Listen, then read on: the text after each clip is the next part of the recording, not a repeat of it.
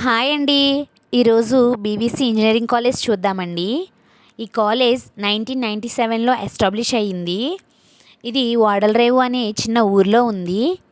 ఇక్కడ వేరే స్టేట్ వాళ్ళు వచ్చి కూడా చదువుకుంటూ ఉంటారు. ఇంత చిన్న ఊర్లో వేరే స్టేట్ వాళ్ళు వచ్చి చదువుకుంటే చాలా గర్వంగా అనిపిస్తుంది కదండి. ఇది చాలా పెద్ద కాలేజ్. చూసారు కదా, మాకు లోపలికి ఎలో లేదు.